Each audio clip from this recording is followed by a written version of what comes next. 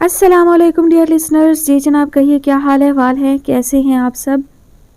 دعا ہے, امید ہے آپ سب بخیر و عافیت ہوں گے. الحمدللہ میں بھی بالکل خیریت سے ہوں. جی جناب, لے کر آئی ہوں ناول کی نیکسٹ ایپیسوڈ. ناول کا نام ہے چراغ آخر شب. مصنفہ ہیں رفعت ناہید سجاد. قسط نمبر ہے 11 اور اس ناول کی فرمائش ہم سے کی ہے سیما ایاز احمد نے. پاکستان کے سارے شہر شعلوں کی لپیٹ میں آ گئے. ہر طرف آگ لگی ہوئی تھی. پاکستان میں آگ پہلی بار نہیں لگی تھی. جب لاہور میں مارشل لا لگا تھا, جب ایوب خان کو ہٹایا گیا, جب مشرقی پاکستان نے سوچا اس کے نام کا آخری نصف اس کے لیے بیکار ہے, جب نظام مصطفیٰ کے نفاذ کے لیے پاکستان کو بھسم کرنا ضروری سمجھا گیا. ادھر کراچی بار بار آگ اور خون سے کھیلتا ہے.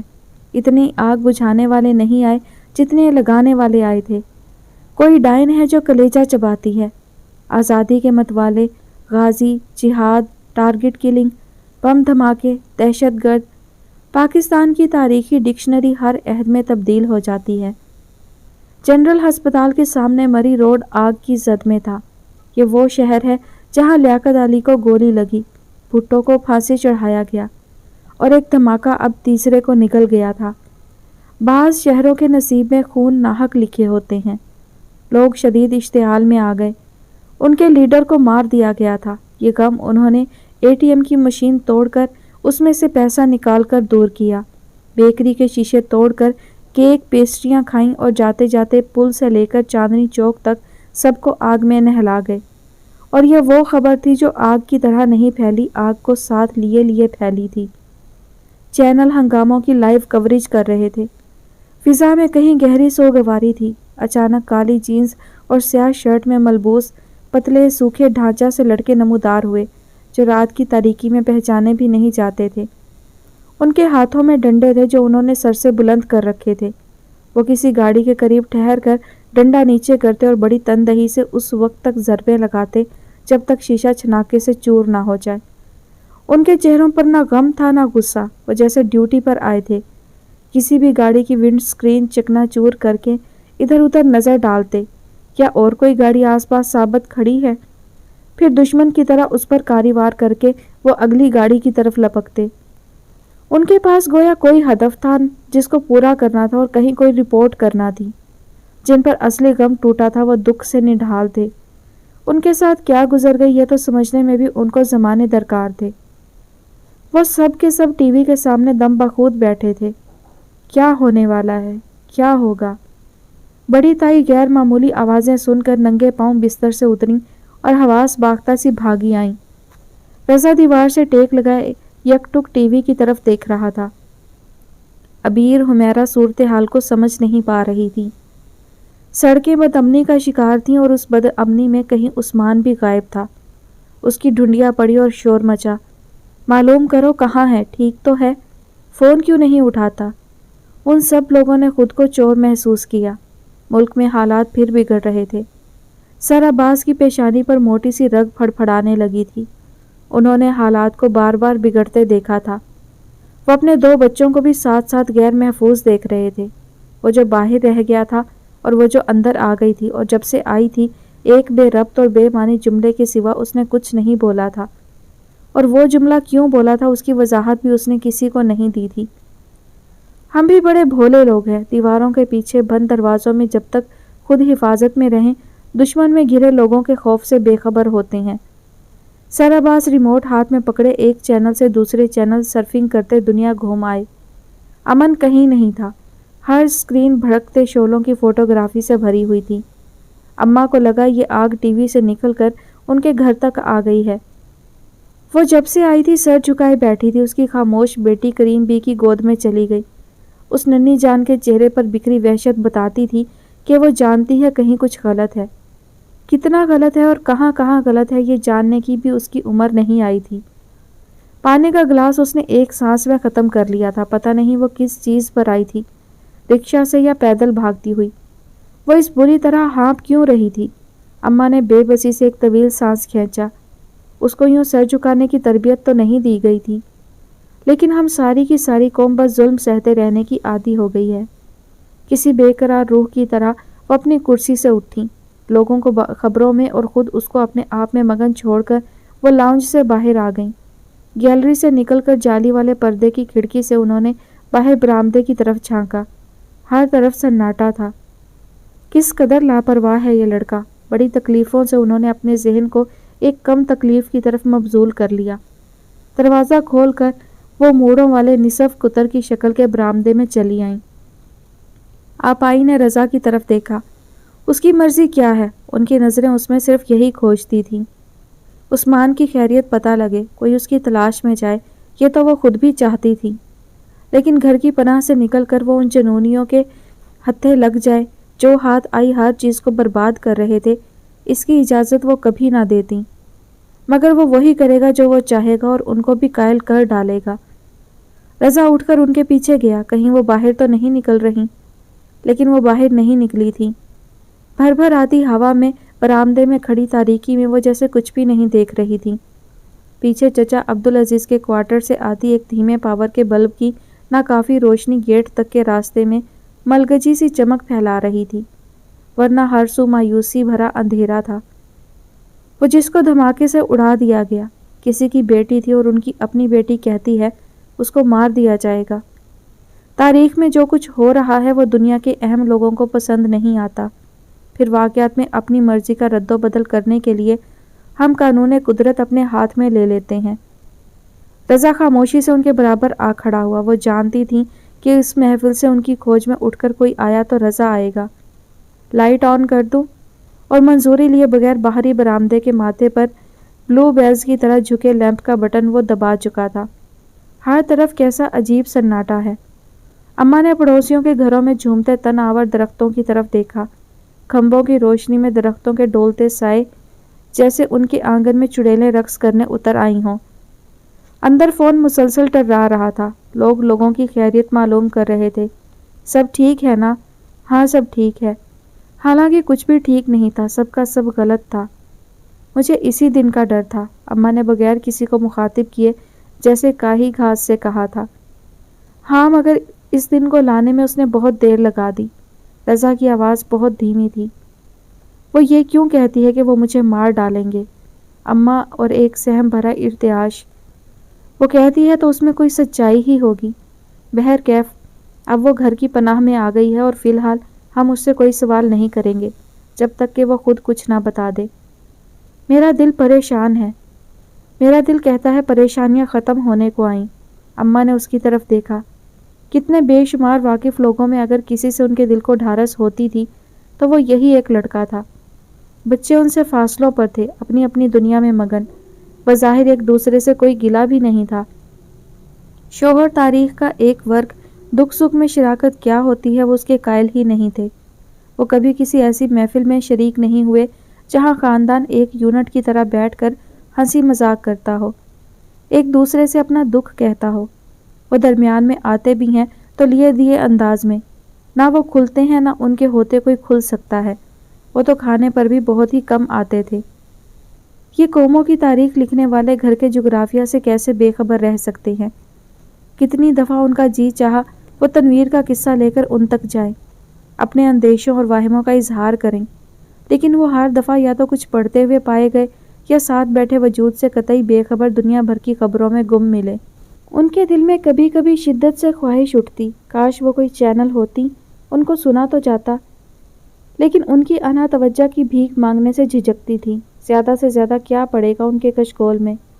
وہ ٹی وی میوٹ کر دیں گے، بے دماغی کسی کیفیت میں سر ان کی طرف گھمائیں گے لیکن بالکل بھی متوجہ نہیں ہوں گے، اور دل میں خواہش کریں گے کہ جو کچھ اس عورت کو کہنا ہے وہ جلدی کہہ ڈالے۔ ایسا نہ ہو وہ ڈاکٹر شاہد مسعود سے بازی لے جائیں۔ ایسے میں ان کو صرف یہی سوچتا، چپ چاپ ان آوازوں کی طرف متوجہ رہیں جو اس کمرے میں گونجتی ہیں، دل کی آواز کا گلا دبا کر۔ سر عباس کا کبھی گھر کے فیصلوں میں بھی عمل دخل نہیں رہا تھا، وہ خود بخود ہو جاتے تھے۔ جب دادی اماں رہنے کے لیے آئیں تو انہیں بڑی حیرت ہوئی، ایسی بھلی بیوی باقی بیٹوں پر کیسے بھاری پڑ سکتی تھی۔ بڑی خاموشی سے ان کو ضرورت کی ہر چیز مہیا کر دی گئی، ان کے تخت، ان کو مرضی کی خوراک، ان کی نیند کے مقررہ اوقات۔ پھر ایک دن اچانک ٹین کے بکسے سمیت بڑی تائی آ گئیں۔ اماں کو یہ خیال بھی نہیں آیا کہ ایسی باتوں پر بہویں عموماً ناک بھویں چڑھاتی ہیں۔ وہ خوش ہو گئی، کوئی ہمنوا ملا جس سے وہ فرصت کے لمحات میں لمبی لمبی گپیں ہانکتی اور اپنے پڑھے ہوئے ناولوں کی کہانیاں سناتی۔ پھر جب وہ خود اپنا بوریا بستر سمیٹ کر کچھ دن کے لیے کسی اور گھر کی طرف چل دیتی تو وہ اداس ہو جاتی۔ اسی طرح ایک دن سر عباس اپنے بھائی کے بیٹے کی انگلی تھامے گھر میں داخل ہوئے، جو بیچارہ ان کی طرف سہمی خوفزدہ نظروں سے دیکھتا تھا۔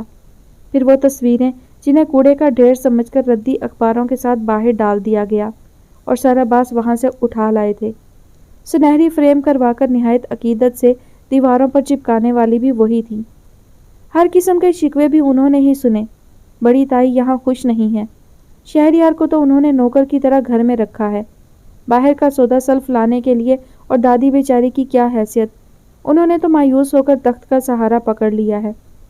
وہ کسی الزام کی تحقیقات کے لیے اس کے پیچھے نہیں گئیں، سچے تھے یا جھوٹے، سچ مچ کسی نے کہا تھا یا مزہ لینے والوں نے اڑایا تھا۔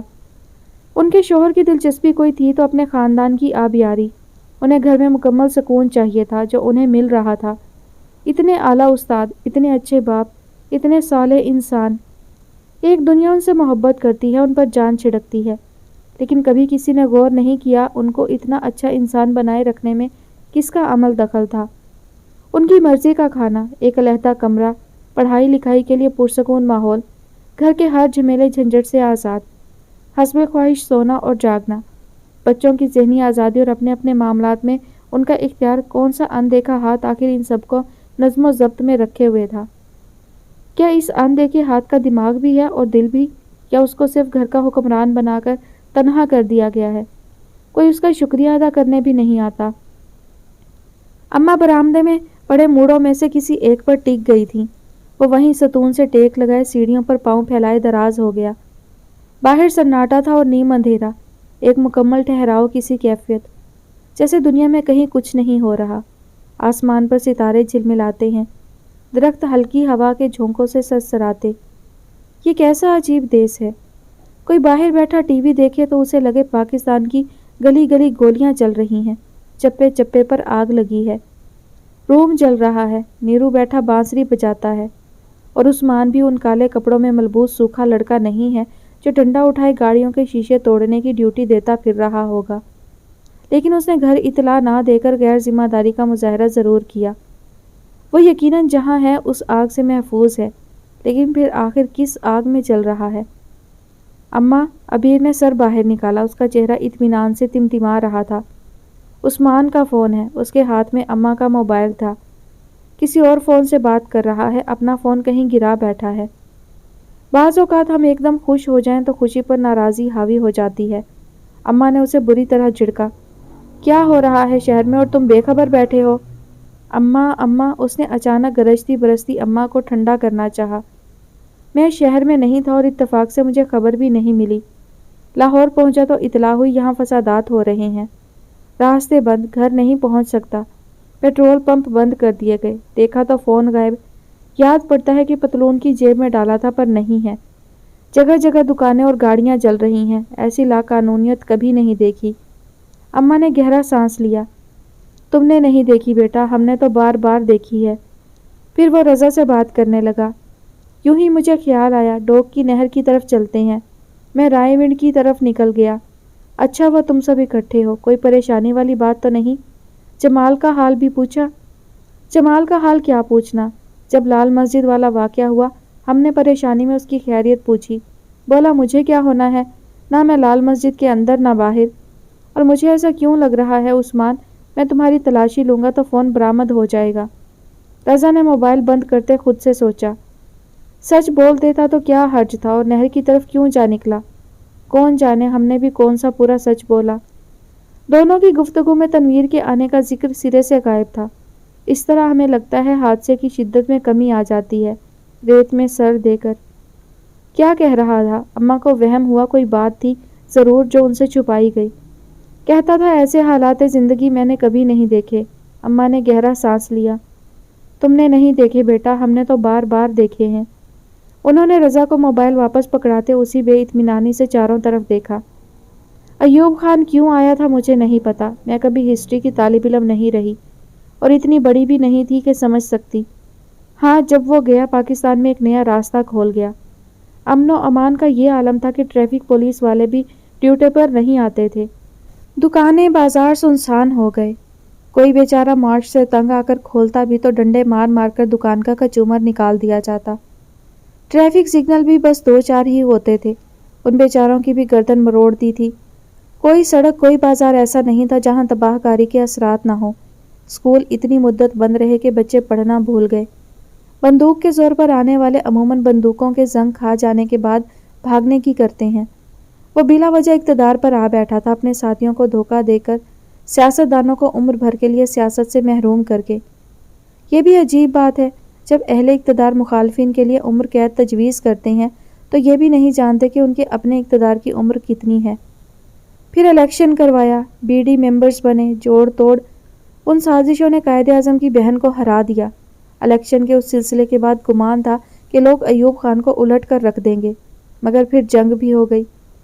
اور یہ عجیب بات ہے، جب کوئی بڑی بات ہونے والی ہوتی ہے تو کوئی اس سے بھی بڑی بات ہو جاتی ہے، جس سے لوگ پچھلی بات کو بالکل بھول جاتے ہیں۔ ایسا کیوں ہوتا ہے پتہ نہیں، لیکن ایسا ہمیشہ ہوتا آیا ہے۔ میں بہت چھوٹی تھی، لیکن جنگ کو کھیل کی طرح لیا جا رہا تھا۔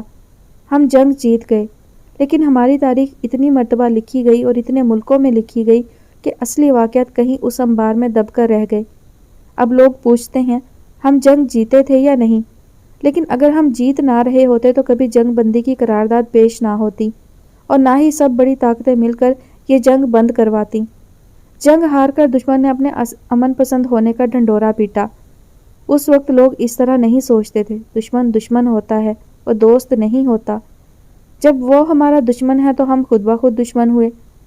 پھر ہم نے دیکھا کہ سب نے تاش کند میں بیٹھ کر اس جیتی جنگ کو ہار دیا۔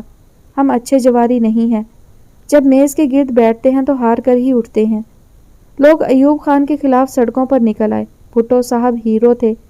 لوگ ان کی UN کی تقریروں کے متن پڑھتے اور سر دھنتے تھے، اخباروں سے تصویریں کاٹ کر کاپی میں چپکاتے جو ہماری البم کی جگہ تھی، اور جہاں ہم پہلے وحید مراد اور شمیم آرا کی تصویریں چپکایا کرتے تھے، کیونکہ تب حکومت حکمرانوں کے پاس تھی۔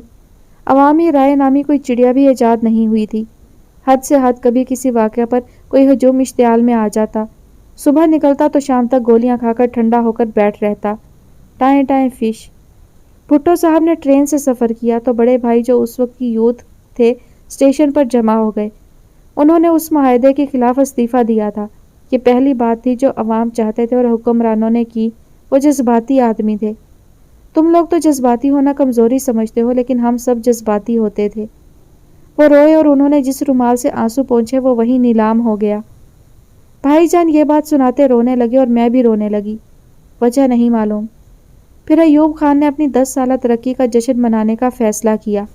یہ 1968 تھا اور میں فرسٹ ایئر میں داخل ہوئی تھی۔ لاہور کالج بینرز سے بھر گیا، لیکن میں اپنی سینئر ٹیچرز کو زیر لب بڑبڑاتے دیکھتی تھی۔ یہ وہ لوگ تھے جنہوں نے انگریزوں کا عہد، کانگریس کی مکاریاں اور قائد اعظم کو تاریخ کے صفحوں میں نہیں اپنی آنکھوں سے دیکھا تھا، جیسے سن 68 سے 71 تک سب کچھ ہماری آنکھوں نے دیکھا تھا، اور وہ دیکھا جو کبھی کہیں نہیں دیکھا تھا۔ نشے میں دھت اپنی غلیظ سی مندی مندی آنکھیں کھولے حکمران ملک کو آہستہ آہستہ تباہی کی طرف جاتے سکون سے بیٹھے تماشا دیکھتے ہوئے۔ عذاب شدہ قوموں پر بارش میں مینڈک ٹپکے تھے، ہم پر حکمرانوں کا عذاب ٹپکتا ہے۔ یہ ہم پر نازل اسی لیے کیے جاتے ہیں کہ ملک کو تباہی کی طرف دھکیل دیں۔ ایک پہیہ ہے جو مسلسل پیچھے کی طرف چل رہا ہے۔ پاکستان کی کل عمر میں نصف سے زائد جب صبح آنکھ کھلتی ہے تو ایک شخص کرسی پر بیٹھا ملتا ہے۔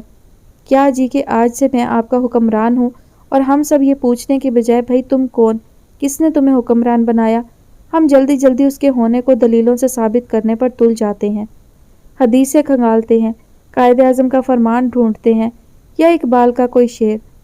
آخر میں عدالتوں کا فیصلہ آ جاتا ہے اور ثابت ہو جاتا ہے کہ وہ آ گیا، اور اس کا آنا ملک کے لیے مبارک فعل ہے۔ وہ آ پہلے جاتا ہے، آنے کی وجوہات بعد میں بیٹھا ڈھونڈتا رہتا ہے۔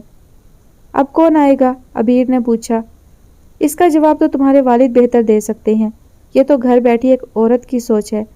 میرے ذہن میں تو ایسے ہی فلمیں چلتی رہتی ہیں، ناکام فلاپ فلمیں۔ اماں کھسیانی سی ہنسی ہنسی۔ رضا نے وہیں بیٹھے بیٹھے اس الجھن بھری کیفیت میں فضا میں دیکھتے کہا، گو میں اس سیاسی پارٹی کا حامی نہیں، لیکن غلط ہوا، بہت غلط۔ ایسے کام کیے اس لیے جاتے ہیں کہ سب غلط ہو جائے۔ حمیرہ ان سب کو نہ پا کر کھوجتی آئی تھی اور وہیں پام کے گملے کے پاس ٹھنڈے فرش پر بیٹھی ٹھٹھر رہی تھی۔ ٹی وی کئی گھنٹے سے آگ دکھا رہا تھا۔ مبصرین تیل چھڑک کر آگ اور بھڑکا رہے تھے۔ وہ جب سے آئی تھی اسی بیت کی بے کشن والی کرسی پر بیٹھی تھی۔ گڑیا کریم بی کی تحویل میں چلی گئی کہ بچی سوائے کریم بی کے کسی سے مانوس نہیں ہوتی تھی۔ اس نے کب کا جھکا ہوا سر اٹھا کر دیکھا، باری باری لوگ اسے تنہا چھوڑ کر چلے گئے تھے۔ پہلے اماں اٹھ کر عثمان کی فکر میں گئیں، پھر رضا گیا۔ ابا لاؤنج سے واپس چلے گئے کیونکہ وہ لوگ چیزوں کے ساتھ اپنا ذاتی تبصرہ کر رہے تھے۔ وہ ٹی وی دیکھتے کوئی اور آواز نہیں سنتے تھے۔ اگر ان کا اخبار بھی ان سے پہلے کسی اور کے ہاتھ لگ جائے تو وہ اسے نہیں پڑھتے تھے۔ نیوز پرنٹ اور سیاہی کی تازہ خوشبو میں بسا اخبار ان کو محبوب تھا۔ دو چند چیزوں میں بہت نازک مزاج تھے۔ پھر عبیر گئی، حمیرہ گئی۔ اس کو ایک خوفناک اکیلے پن نے گھیر لیا۔ اس کا اپنا کوئی گھر در بھی تھا۔ اس کو یہاں آنا چاہیے تھا یا نہیں؟ کیا چاہیے کیا نہیں چاہیے، وہ مصلحتوں کا مزید شکار نہیں بن سکتی۔ اسے لگا وہ سب اسے چھوڑ گئے تھے۔ دانستہ کو وہ ذرا ہی دیر میں پلٹ بھی آئے، لیکن اس کے لیے نہیں۔ شاید لاؤنج میں چلتے تنہا ٹی وی کے لیے، یا شاید انہوں نے احساس کر لیا تھا وہ وہاں اکیلی رہ گئی ہے۔ وہ اس کے گرد بیٹھے تھے، منتظر، لیکن کچھ بولتے نہیں تھے۔ جانے پہل کون کرے گا؟ انتظار کرے کہ وہ پوچھیں یا خود شروع ہو جائے؟ اور خود شروع ہو تو کہاں سے شروع کرے؟ وہ جو برستی بارش میں انٹرنیشنل ریلیشنز کا فورم اٹینڈ کیا تھا، یا جب اس نے جمال سے آنکھیں پھیری تھی، یا یہ کہ رخصتی کے محض 1.5 گھنٹے بعد اس پر انکشاف ہوا کہ اس سے بہت بڑی حماقت ہو گئی، اور کیوں اس نے اس حماقت بھرے رشتے کو گھسیٹے رکھا، اور جب گھسیٹ ہی لیا تھا تو آج ایسا کون سا حادثہ پیش آیا کہ وہ اس کو مزید کھینچ تان کر ساتھ نہیں لے جا سکی؟ کہانیاں بیان کرنا ہر ایک کے بس میں نہیں ہوتا۔ لوگ اس کے ساتھ سب اچھا اچھا کھیل رہے تھے، جیسے کچھ ہوا ہی نہیں، جیسے وہ تو روز یوں ہی اجڑی کھنڈی بکھری گھر کے چپلوں میں مسلے ہوئے کپڑوں کے ساتھ بچی کو گود میں لٹکائے آتی رہتی تھی۔ وہ چوری سے اس کی طرف دیکھتے تو اس کا کسی منظر میں الجھا ہوا پاتے۔ ٹی وی کے جوش کے باوجود کیسا عجیب سناٹا تھا۔ اس کا جی چاہا ایک زور کی چیخ مارے اور اس اندر کے سناٹے کو پاش پاش کر دے، لیکن وہ ایسا نہیں کر سکتی کہ اس سے دانش مندانہ رویوں کی توقع کی جاتی ہے۔ بیل پھر بجی۔ خبروں کی طرف متوجہ بے دھیانی کی کیفیت میں رضا ہی نے فون اٹھایا، لیکن اس کے چہرے پر جیسے ایک جھٹکے سے تناؤ کی کیفیت نمودار ہو گئی۔ جی ہاں تنویر یہی ہے۔ یہ تو آپ لوگوں کو بتانا چاہیے، یہاں ہے تو کیوں ہے؟ جی ہاں، نوکری پیشہ لڑکیوں کی یہی تو بیماری ہے۔ میرا خیال ہے رات ہو چکی ہے، آپ اس کام کو صبح کے لیے اٹھا رکھیے۔ جی نہیں، میں کسی کو فون پر نہیں بلا سکتا۔ غالباً فون رکھا جا چکا تھا، کیونکہ رضا نے لال بھبوکا چہرے اور بے ربط جملے کے ساتھ واپس رکھ دیا تھا۔ کس کا فون تھا، کیا کہتا تھا، جیسے سوالات قطعی بے معنی تھے، کسی نے بھی نہیں کیے۔ وہ خوف اور بد اعتمادی سے سب کی طرف دیکھ رہی تھی۔ کیا مجھے واپس بھیج دیا جائے گا؟ اور شاید بھیج ہی دیا جائے، کیونکہ جب اماں نے کسی سے مخاطب ہوئے بنا اور کسی کو ہدایت دیے بغیر کہا، تنویر کا بسترا کر دو، اس کو آرام کرنا ہے، تو جیسے گھر میں اس کے بستر کے لیے کوئی جگہ ہی نہیں تھی۔ اتنا بڑا گھر چھوٹا پڑنے لگا۔ وہ جس کمرے سے رخصت ہو کر گئی وہ اب عبیر کے پاس تھا۔ دیوار میں نصب اس کی وارڈروب میں اب عبیر کے کپڑے لٹک رہے تھے۔ شیلف میں کتابیں بھی اس کی تھیں، اور میز پر رکھا کمپیوٹر بھی۔ بستر کے سرہانے تپائی پر جہاں امتحان کی تیاری کرتے ہر رات پانی کا گلاس بھر کر کروشیے سے ڈھک کر گھونٹ گھونٹ پیتی تھی، اب وہ تپائی تھی نہ گلاس۔ حالانکہ اتنا بڑا امتحان اب بھی درپیش تھا۔ خلا کسی کے جانے سے پیدا نہیں ہوتا، وہ بہت جلد پر ہو جاتا ہے۔ ایک کی جگہ دوسرا آ جاتا ہے، اور وہ دوسرا بھی اتنا ہی اہم ہوتا ہے۔ اس کی بیٹی نیند سے بے چین تھی، لیکن نئی جگہ سونے کے تصور سے الجھ رہی تھی۔ رات ہو گئی اور ہر بچے کی طرح وہ واپس گھر جانا چاہتی تھی، لیکن اس ننھی سی عمر میں اس نے کیا دیکھا کہ صبر سے صرف ماں کے فیصلے کی منتظر رہی۔ اماں کے کمرے میں بڑی تائی اور آج تو آپ آئی بھی تھیں۔ حمیرہ نے اپنا تکیہ اٹھایا اور دادی اماں کے کمرے میں ان کے تخت پر سکڑ کر لیٹ گئی۔ سوری تنویر، حمیرہ نے اس کے کمرے میں جھانک کر جیسے اس کو شب بخیر کہتے معذرت کی تھی۔ آج آپ آئیں اور آج ہی ہم بھی اتفاق سے ہیں۔ حمیرہ نے مسکرانے کی کوشش کی تھی۔ آج ابھی تو کسی نے اس سے یہ بھی نہیں پوچھا، وہ صرف آج کے لیے ہی آئی تھی کیا؟ ابیر نے رضاکارانہ طور پر کمرہ تو خالی کر دیا تھا، لیکن رات گزارنے کے لیے بہر کیف کہیں بستر چاہیے تھا۔ اس نے کریم بی کے کمرے میں جھانکا، وہ تسبیح کے دانوں پر اس کی سسرال کے خلاف بڑبڑا رہی تھیں۔ یہ آخری کمرہ تھا، لیکن یہاں سونا مذاق نہیں۔ وہ اپنی بیٹی کو تھپک تھپک کر سلا رہی تھی۔ ماں کی آنکھوں میں دیکھتے نیند سے بوجھل پلکیں لیے آخر وہ سو ہی گئی۔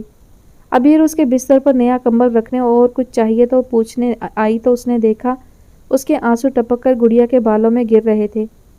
اسٹور سے میٹرس نکال کر اس نے فرش پر گرایا، لاؤنج کی کرسیاں گھسیٹ کر دیوار کے ساتھ لگائیں۔ کافی ٹیبل اٹھا کر کرسیوں پر رکھتے اس نے دیکھا درمیان میں خاصی جگہ نکل آئی تھی جہاں وہ اطمینان سے لیٹ سکتی تھی، لیکن شاید سو نہیں سکتی تھی۔ اس کا دل پھٹ گیا تھا، ایک تنہا کمرے میں بے آواز آنسو بہاتے۔ یہ اس کی بہن تھی، کب سے وہ اپنی بہن سے نالاں تھی، ہر چیز پر اعتراض کرتی، میاں اور سسرال کی دھمکیاں اس تک ٹرانسفر کرتی، لیکن پتہ نہیں قسمت کیا ہوتی ہے۔ آج کی رات کوئی بھلی رات نہیں تھی، وہ جانتی تھی سب اپنی اپنی جگہ اپنے بستروں پر آنکھیں پھاڑے چھت کو دیکھتے ہوں گے۔ اسے اپنی ماں پر بھی ترس آیا، وہ جب سے بہادر عورت بنی ضبط کے جانے کن کن درجوں سے گزر رہی تھی۔ اس کا جی چاہا ان کے پاس جائے، ان کے گلے میں باہیں ڈال کر سمجھائے، کیا ہو گیا ہے اماں جو آپ کی قدر نہیں کرتا؟ آپ خود کو اس کے قدموں میں کیوں رولتے ہیں؟ لیکن جذباتی ہونے کا دعویٰ کرنے کے باوجود وہ ذرا بھی نرم نہیں پڑتی تھی۔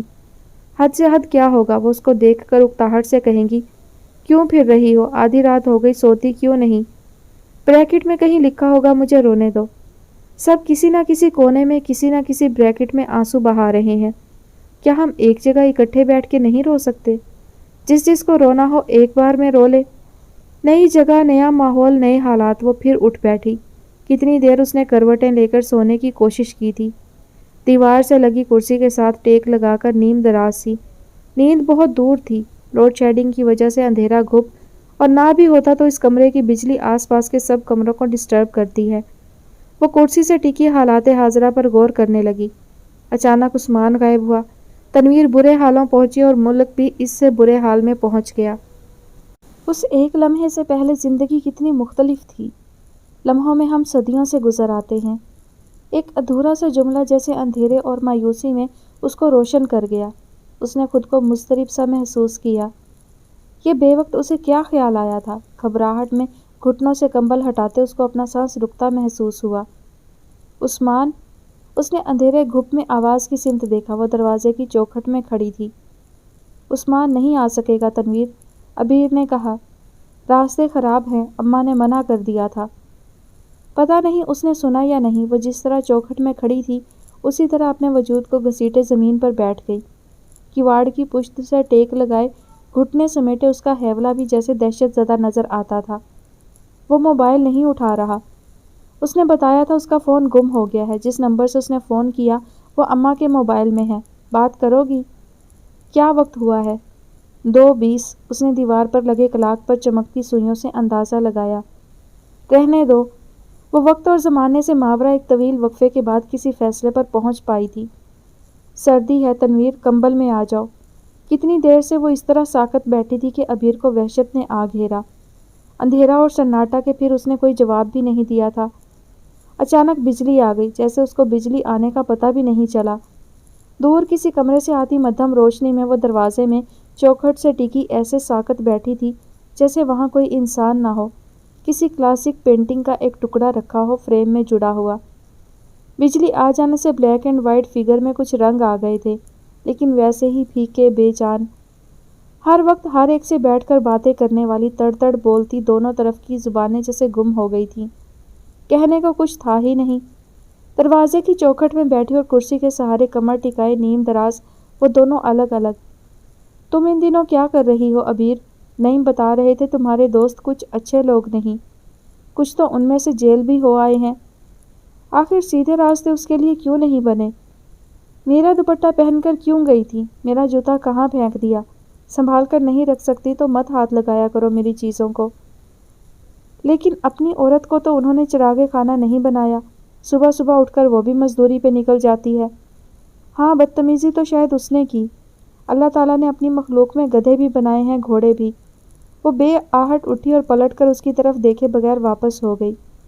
اس نے اپنی شکست خوردہ بہن کو کندھے جھکائے گیلری سے گزرتے دیکھا۔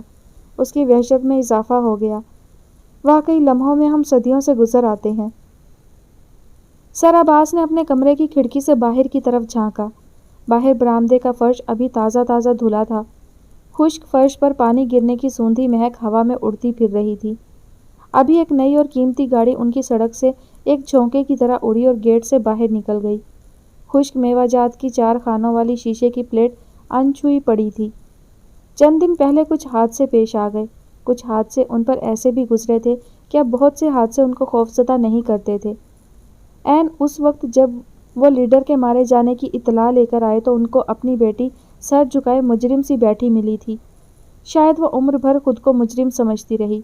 اس کا خیال تھا یہاں اس کو سزا ملے گی، چونکہ وہ کوئی خطا کر کے نکلی تھی، لہٰذا وہاں کی زندگی بھی جیل کی طرح کاٹی۔ یہ بھی اتفاق ہے کہ وہ اس کے شادی شدہ گھر کبھی نہیں گئے۔ نہ کبھی شوہر نے ان کی دعوت کی، نہ کبھی بلایا، اور نہ کبھی نہ آنے پر کوئی گلہ کیا۔ وہ منتظر رہے، شاید وہ اپنے بہن بھائیوں سے کچھ ذکر کرے یا اپنی ماں سے کچھ کہہ دے، لیکن وہ جس دن آ کے اتری تھی اس دن سے اب تک اس نے اپنی چپ نہیں توڑی تھی۔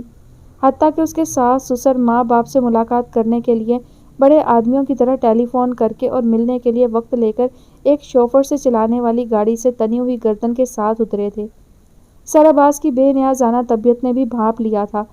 جس دن وہ بارات لے کر آئے تھے اور آج کے دن تک ان کے حلیے چال ڈھال سب بدل گیا تھا۔ خاتون سونے میں پیلی ہو رہی تھیں، آگے آگے چلتی گھر میں داخل ہوئیں۔ ان کے شوہر ان سے 2 قدم پیچھے دھاگے سے بندھے مٹی کے گھگو گھوڑے کی طرح لڑکتے ہوئے چلے آئے تھے۔ وہ اپنی اسٹڈی میں ماں اہلیہ منتظر تھے، منتظر اور خاموش۔ انہوں نے دیکھا جس کے ساتھ نکاح کے بول پڑھا کر اسے پہلی مرتبہ رخصت کیا گیا، دوسری مرتبہ وہ اسے لینے نہیں آیا تھا۔ اسٹڈی میں ان کی کرسی پر بیٹھتے بیگم صاحبہ نے کچھ دیر رک کر جیسے کرسی کے رنگ، عمر، پختگی پر غور کرتے نمایاں طور پر کچھ جتانا چاہا۔ ہر نودولتیے کی طرح قدیم چیزیں ان کو بھاتی نہیں تھیں۔ ان کے بیٹھ جانے کے بعد ان کی تقلید میں اسی طرح ان کا شوہر بیٹھ رہا، مہر بلب، دم بخود۔ مذاکرات شروع ہوا چاہتے تھے اور ان مذاکرات میں جو تناؤ تھا وہ دونوں طرف نمایاں تھا۔ بات کون شروع کرے گا؟ اور کریم بھی سے توقع کرنا کہ ان کی خاطر مدارت کے لیے وہ کچھ کریں گی عبث تھا۔ خاتون کئی مرتبہ گلا کھنکار چکی تھی مگر بات کا آغاز کسی طرف سے نہیں ہوا۔ پہلے سے رکھا ڈرائی فروٹ ڈش درمیان میں انچھوا پڑا تھا، حتیٰ کہ طویل خاموشی سے اکتا کر اماں نے ہی پہل کی۔ جی فرمائیے۔ فرمانا کیا جی، آپ کے سامنے ہے، آپ کو پتہ ہے۔ آپ کو کیا پتہ ہے، آپ وہ بتائیے۔ نہ چاہتے بھی اماں کے لہجے میں تلخی در آئی تھی۔ انہوں نے ایک طویل آہ بھری۔ بس جی کیا بتاؤں، ہمارا زمانہ اور تھا، اب اور زمانہ آ لگا ہے۔ یہ میرے سامنے بیٹھے ہیں، پوچھ لیں ان سے، ان کی اور ان کے خاندان والوں کی خدمت گزاری کرتے کرتے اپنی زندگی مٹی کر لی، مٹی۔ آج یہ وقت آن لگا ہے، آپ کی بیٹی ہے، عیش کرتی ہے، نوکر چاکر، خدمت، آرام، گھر کی سواری، آنے جانے پر کوئی پابندی نہیں۔ کوئی گلہ تھا شوہر سے تو مجھ سے کہتی، پرس پکڑا، بیٹی سنبھالی اور ہیل پہن کر ٹک ٹک کرتی چل دی۔ پہلے میں نے سوچا کسی سہیلی وہیلی کی طرف گئی ہوگی، جاتی رہتی تھی اکثر۔ کہانی لمبی تھی، ہاتھ، آنکھیں، ماتھے کے بل، لہجہ میں ڈرامائی اتار چڑھاؤ، سبھی بات کو وزن دار بنائے دے رہے تھے۔ جب حادثہ ہوا میرا تو دل دہل گیا، نہیں بولایا پھرا۔ میں نے کہا بیٹھ جا، آرام کر، میں پتہ کرتی ہوں۔ پتہ کیا تو کیا کہ بیوی روٹھ کر میکے جا کر بیٹھی ہیں۔ یہ بیٹھے ہیں سامنے، پوچھ لیجئے ان سے شادی کے اتنے سال، بس رخصت ہوئی تو کبھی میکے جا کر جھانکا بھی نہیں۔ اور ہم پر تو جی بھروسہ بھی نہیں، بچہ بھی ہم نہیں پال سکتے، بس اپنے ہی ماں باپ پالیں گے۔ اچھا بھائی پال لو، کیا کہ نوکری کروں گی؟ کر لو بھائی، ہمارے خاندان میں تو عورتوں کی کمائی کھانا کوئی اچھی بات نہیں سمجھی جاتی، مگر دی نوکری کی بھی اجازت، لاڈلی بیوی جو ٹھہری، پھر تربیت اور ماحول کا اثر تو عمر بھر رہتا ہے۔ پر اب کیا ہوا، اتنی سی بات تھی، میری طبیعت خراب رہتی ہے، چل چلاؤ کا زمانہ، آج ہیں کل نہیں رہیں گے۔ میں نے صرف اتنا کہا ڈاکٹر سے وقت لے لینا۔ یہ بیٹھے ہیں سامنے، ہماری تو ساس میاں کو ہمارے حوالے کریں، ان کی مرضی نہ کریں، وہ تو مالک۔ بس جی ان کے تو مزاج الٹ گئے۔ میرا میاں میرے پاس بیٹھا تھا، اسے بلوایا کیوں؟ سر عباس نے انہی خاتون کی طرح گلا کھنکارا لیکن ان کے برعکس صاف، ہموار اور ٹھہری ہوئی آواز میں کہا، اور آپ کی خواہش ہے ہم آپ کی اس ساری کہانی پر اعتبار کر لیں؟ بات یہ ہے محترمہ، ہم نے اپنے بچوں کو آزادی دے رکھی ہے، وہ آزادی جس کے آپ خلاف ہیں، سوچ کی، فیصلے کی، عمل کی، ہر طرح کی آزادی۔ جب ہماری بیٹی نے آپ کے گھرانے کو پسند کیا تو آپ کو قطعی ناپسند کرنے کے باوجود ہم نے اس کا فیصلہ قبول کر لیا۔ وجوہات کیا ہیں میں نہیں مانتا، لیکن اگر اس نے یہ فیصلہ کر لیا ہے کہ وہ وہاں نہیں رہنا چاہتی تو ہمیں بھی یہ قبول ہے۔ اگر وہ کہتی ہے کہ وہ واپس جانا چاہتی ہے تو ہمیں اس پر بھی اعتراض نہیں۔ فیصلہ ہر طرح سے اس کے ہاتھ میں ہے، اور جس کی اس قدر لاڈلی ہونے کے ابھی آپ نے ڈنکے پیٹے، وہ تو اس کے آنے اور جانے سے لاتعلق دکھائی دیتا ہے۔ خاتون جیسے سر عباس کے کچھ جملے سمجھی، کچھ ان کے ہاتھ سے پھسل گئے۔ کنکھیوں سے انہوں نے مٹی کے مادھو کی طرف دیکھا، لیکن اس سے عقل کی ہر توقع بعید تھی۔ خود سر عباس ہی ان کی مدد کو آئے۔ نعیم آپ کے ساتھ نہیں آیا، ہم نے اس کے ساتھ بیاہا تھا۔ انہوں نے لفظ کھینچ تان کے سیدھے کیے اور ان کے سامنے رکھ دیے تھے۔ شادی ایک آدمی سے نہیں ہوتی، ہمارے معاشرے میں سارے خاندان سے ہوتی ہے۔ میں جو اس کو لینے آئی ہوں، اس کو بلوائیں تو صحیح، میں پوچھوں تو کیا تکلیف تھی، مجھے کیوں نہیں بتایا؟ ان کا لہجہ بتدریج طنز سے لجاجت کی طرف پلٹ رہا تھا۔ میں نے آپ سے کہا نا، فیصلہ اس کے ہاتھ میں ہے، اگر آنا ہوا تو خود آ جائے گی۔ میں کسی محل میں نہیں رہتا، آپ کی آج کی آمد کی اس کو اطلاع ہو گئی ہوگی۔ کسی کی بیوی کو یرغمال بنا کر رکھنا تو عدالت بھی پسند نہیں کرتی۔ انہوں نے بڑی مہارت سے کسی بڑے بریکٹ میں لپیٹ کر ان کو مقدمہ کرنے کی دھمکی دی تھی۔ جی بہتر، اگلی ملاقات کچہری میں ہوگی، فی الحال آپ تشریف لے جائیے۔ وہ اسپرنگ کی طرح اچھلیں اور ایک جھٹکے سے کھڑی ہو گئیں۔ توہین ان کے چہرے پر لکھی تھی۔ اب انہوں نے ایک اور پینترا بدلا۔ آخر مرد ذات ہے، کب تک بیوی کے بغیر رہے گا؟ اس سے کہیں جلدی فیصلہ کرے، کہیں بہت دیر نہ ہو جائے۔ وہ ان کے کمرے سے رخصت ہوئے تو اسی طرح پرس ہلاتی، سانس آگے آگے اور مٹی کی گاڑی پیچھے پیچھے دھاگے سے بندھی لڑکتی ہوئی۔ انہوں نے کھڑکی کے شیشے سے دیکھا، گاڑی ایک جھونکے سے اڑی اور گیٹ سے باہر تھی۔ کریم بھی کے دھلے ہوئے فرش پر ٹائروں سے کیچڑ کے داغ چھوڑتی۔ داغ صاف ہو جائیں گے، اس گھر میں بیرونی اثرات زیادہ دیر نہیں رہتے۔ وہ اپنے نظریے سے انچ بھر نہیں ہٹے تھے۔ اماں اس کو ڈھونڈتی اندر والے صحن میں آئیں تو ان کی اس پر نظر پڑی۔ وہ چچا عبدالعزیز کی چارپائی پر اپنی خاموش بیٹی کو گود میں بٹھائے اس کے سر پر اپنا گال رکھے گمسم بیٹھی تھی۔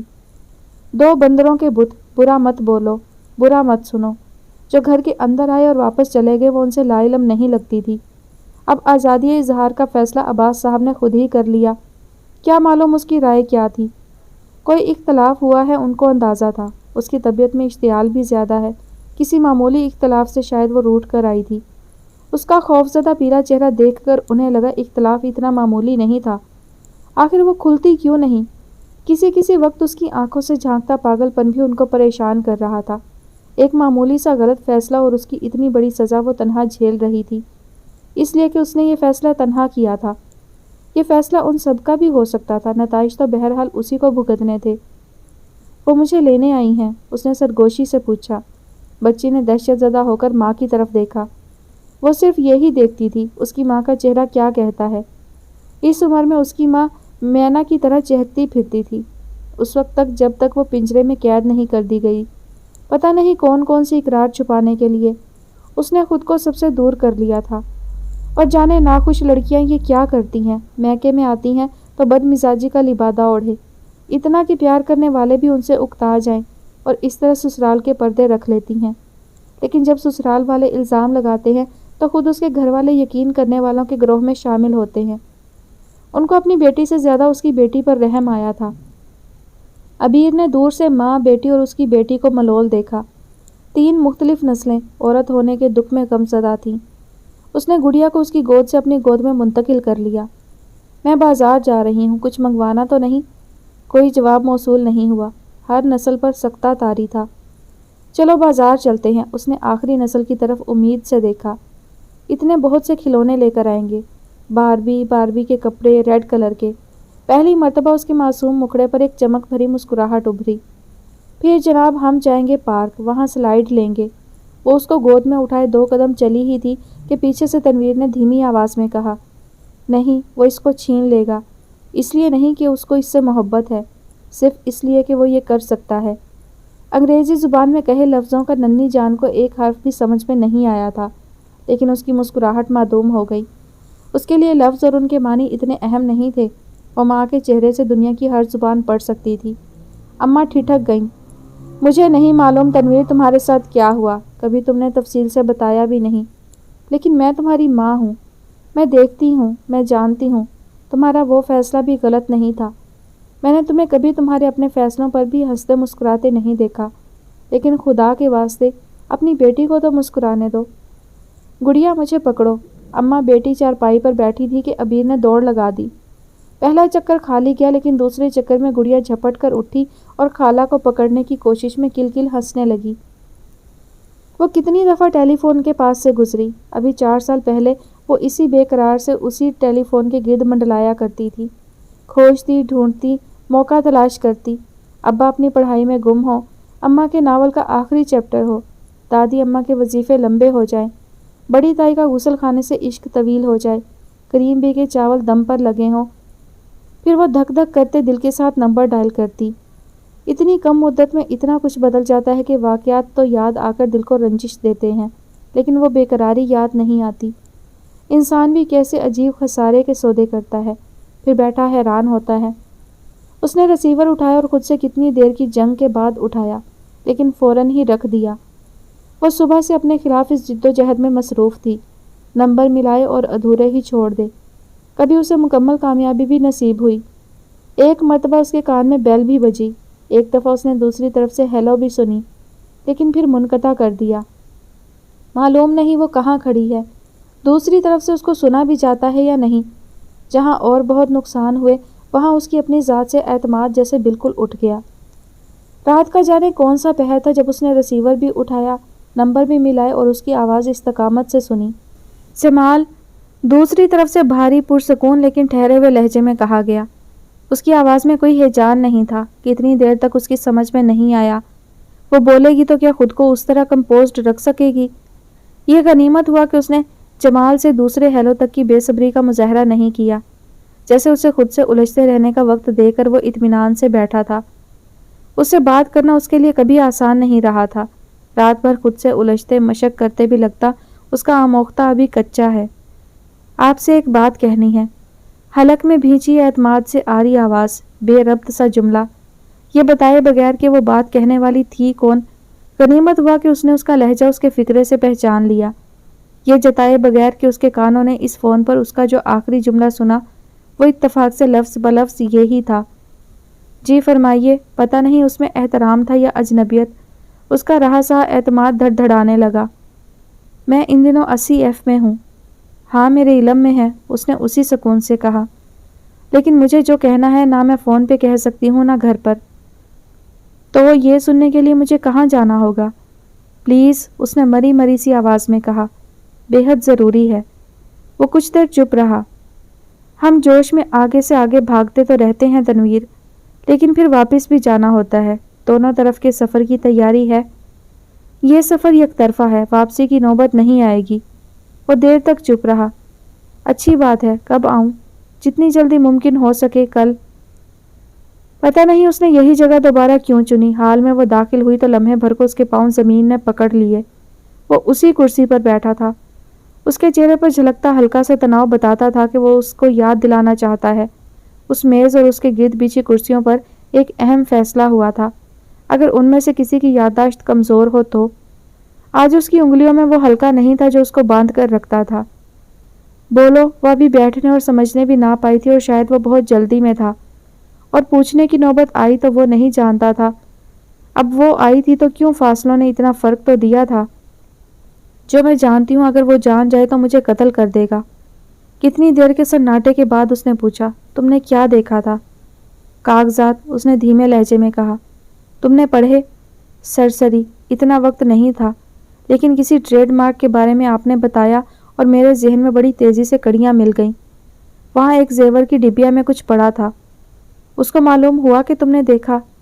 پتہ نہیں، میں گھر چھوڑ کر آ گئی۔ گھر؟ جمال نے ایک طویل سانس کھینچا۔ اور کیا گھر چھوڑ کر آنے کی وجہ ایک یہی تھی؟ تنویر نے اس کے لہجے کی سختی محسوس کی۔ گھر کہتے اس کے لہجے کی طنز کی چبھن بھی دل میں کھبی۔ اس کا چہرہ کیا کہتا تھا؟ نہ اس نے سر اٹھایا نہ دیکھا، مدت ہوئی سر اٹھانا تو وہ بھول ہی چکی تھی۔ یہ فوری وجہ تھی؟ اس نے اس کی پیشہ ورانہ تحقیقات پر ذرا محتاط رویہ ضرور اختیار کیا۔ ویسے وہ تمہیں ہرگز قتل نہیں کرے گا، اس خوف کو دل سے نکال دو۔ کبھی اس راز کا افشا ہونا بڑی بات سمجھی جاتی تھی، اب تو ان کی تعداد میں اتنا اضافہ ہو چکا ہے اور ان میں اتنی ڈھٹائی آ چکی ہے کہ انہیں کوئی فرق نہیں پڑتا۔ وہ حکومت کی مرضی سے یہاں آئے ہیں، حکومت جانتی ہے اب ان کی ناک کے نیچے ہوتا ہے، سو یہ کوئی راز نہیں۔ لیکن اب جب تم نے یہ راز کھول ہی دیا ہے تو تمہیں یہ بھی پتہ چل چکا ہوگا کہ میں تب بھی آگاہ تھا، اور سن لو، میں ہمیشہ اس دن سے خائف رہا ہوں جب میں اور وہ آمنے سامنے ہوں۔ سو تمہارے شوہر پر ڈیوٹی میری نہیں، میرے ایک اور کولیگ کی ہے۔ اس پروفیشن میں کوئی مداخلت نہیں ہوتی، لیکن میں یقین دلاتا ہوں اس کے ہوتے تم محفوظ ہو، وہ ہمیشہ آس پاس ہوتا ہے، وہ اب بھی ہوگا یہیں کہیں۔ ٹھنڈی چائے کا ایک بڑا سا گھونٹ بھرتے اس نے جیسے سکون سے کہا، میں صبح فجر کے ساتھ چلا تھا اور الٹے قدموں واپس اسلام آباد جاتے کچھ وقت درکار ہوگا، لہٰذا فوری واپسی چاہیے۔ لیکن میں پوچھ سکتا ہوں اس اعتماد کے لیے تم نے مجھے کیوں چنا؟ اس نے پہلی بار سر اٹھایا، چم کر اس کی آنکھوں میں دیکھا۔ اور میں پوچھ سکتی ہوں، آپ یہ تو نہیں سمجھ رہے میں اپنی زندگی ریوائنڈ کر کے اس ریسٹورانٹ کی شام تک واپس لانا چاہتی ہوں؟ اپنے لہجے میں اس قدر تلخی اس کے اپنے لیے بھی اجنبی تھی۔ جمال نے اس کے تنے ہوئے چہرے پر ایک نظر ڈالی۔ واپس پلٹنا واقعی مشکل کام ہے، بلکہ ناممکن تقریباً۔ اس لیے میں اس قدر گھٹیا نہیں کہ سوچوں تم یہاں تک پلٹو گی کہ اس ریسٹورانٹ میں وہ شام آ جائے۔ میرا مطلب ہے مجھ سے کیا چاہتی ہو، محض کتھارسس یا انتہائی اقدام؟ دونوں۔ اوکے، فکروں سے آزاد ہونا ہمارے بس میں نہیں، لیکن اپنے متعلقین کو ان الجھنوں میں نہ الجھانا ہماری ذمہ داری ضرور ہے۔ سو چہرے سے یہ ماتم دور کرو اور اپنے لوگوں میں ہنستی مسکراتی واپس جاؤ۔ زندگی بخیر۔ اس کو تنہا چھوڑ کر لمبے لمبے ڈگ بھرتا باہر نکل گیا۔ تنویر کے وجود میں ایک سرد سی لہر دوڑ گئی۔ اس نے چوری سے ریستوران میں ہر طرف نگاہ دوڑائی۔ کون ہو سکتا ہے یہ بیرا؟ وہ مینیجر؟ واش روم سے نکلتا نیلے گاؤن والا سویپر؟ یا وہ جس کو بلا کر جمال نے چائے کے پیسے دیے؟ دوستوں کے گروپ میں فرینچ فرائز کھاتے اور پیپسی اڑاتے لوگوں میں سے کوئی ایک؟ تنہا بیٹھا کچھ سوچتا یا آرڈر کا انتظار کرتا وہ؟ اور اس نے کہا کیا تھا؟ اس کا تعاقب کیوں کیا جاتا ہے؟ وہ دہشت زدہ ہو کر اٹھی اور تیزی میں بھاگتی ہوئی باہر نکل گئی۔ ابیر جب سے وہ اپائنٹمنٹ لیٹر ہاتھ میں پکڑے حیران بیٹھی تھی۔ عجیب خط تھا، نہ اس نے اپلائی کیا، نہ اس ادارے سے اس کی آگاہی تھی، نہ اس کا کوئی انٹرویو ہوا، نہ شارٹ لسٹنگ میں نام گیا۔ وہ نعمت غیر مترقبہ کی طرح اترا تھا۔ اس کو محض وقت اور تاریخ سے آگاہ کیا گیا تھا جہاں اس کو ہیومن ریسورس والوں کے سامنے پیش ہونا تھا۔ مجھے بھی یاد نہیں، حمیرہ نے کہا تھا، میں نے جا بجا درخواستیں دی تو ہیں، اپنی بھی تمہاری بھی، آن لائن بھی ہارڈ کاپی بھی، لیکن میرے آؤٹ باکس میں ایسا کوئی آرڈر نہیں۔ بہت ممکن ہے شہریار نے تمہاری طرف سے اپلائی کیا ہو۔ اس دن بتا رہا تھا جب فرصت میں جا کر نیٹ کیفے بیٹھتا ہے تو ہم دونوں کی طرح بیٹھا درخواستیں بھیجتا رہتا ہے۔ سویٹ بچہ۔ اسے اچانک خیال آیا، اتنا بڑا واقعہ گزرا اور اس نے اس سویٹ بچے سے شیئر بھی نہیں کیا۔ الجھنوں نے عجیب طرح الجھا دیا تھا۔ سو پہلا کام تو یہی ہے کرنے والا، سارا قصہ اس کے گوش گزار کیا جائے، اس کے بعد ضرور کلیجے میں ٹھنڈ پڑ جائے گی۔ انٹرویو دینے جاؤ گی؟ حمیرہ نے شک سے پوچھا۔ جانا چاہیے، کیا حرج ہے؟ اس نے ہمت بڑھائی۔ وہ زبردستی تو روک نہیں لیں گے، نہیں پسند آیا تو مت کرنا۔ اور تم کہاں جاؤ گی؟ میں کسی اور جگہ، جمال بھائی کہتے تھے بچپن گزر گیا، اب ایک دوسرے کی انگلی چھوڑ کر اپنی اپنی سمتوں میں سفر کرنا ہوگا۔ مشکل نہیں ہوگا؟ عبیر نے آہستگی سے پوچھا۔